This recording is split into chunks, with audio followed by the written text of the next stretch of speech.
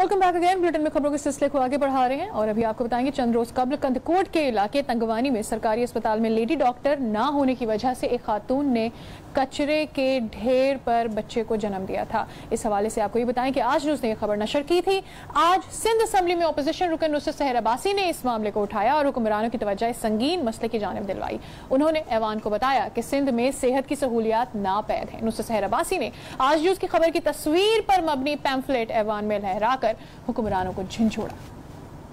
पूछती है तुम्हें शर्म नहीं आई उस वक्त जब तुम लोग, इनमें से कई खवातीन ऐसी हैं जो यहाँ इसकी मेंबर भी हैं और आपकी पार्टी की कई बेगमात बाहर जाती है अपने बच्चे पैदा करने सिर्फ वहां की नेशनलिटी के लिए कि वहां की हमारे बच्चों की नेशनलिटी मिले।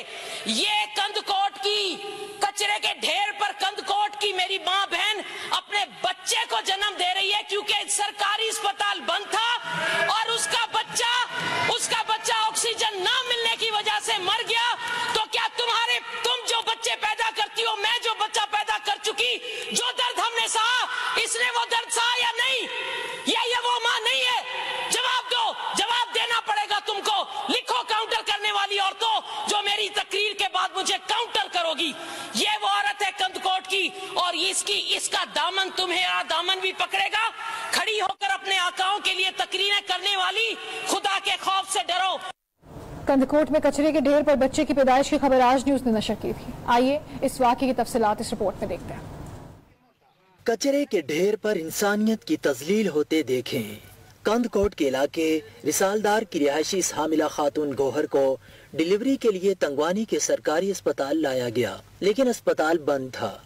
खातून की तकलीफ बढ़ी तो उसके साथ और वहाँ मौजूद खवातीन ने करीब ही कचरे के ढेर पर खातून की डिलीवरी करवाई। बरवक्त तिब्बी इमदाद न मिलने पर नौमौलूद कुछ देर बाद दम तोड़ गया। खातून की हालत भी गैर थी। एम्बुलेंस की अदम फरहमी पर इस खातून को गधा गाड़ी पर घर ले जाया गया। सेहत की सहूलियात फराहम करने के हुक्मरानों के दावे अपनी जगह, लेकिन कचरे के ढेर पर बच्चे की पैदाइश के इस मंजर ने सबके सर शर्म से झुका दिए हैं। उधर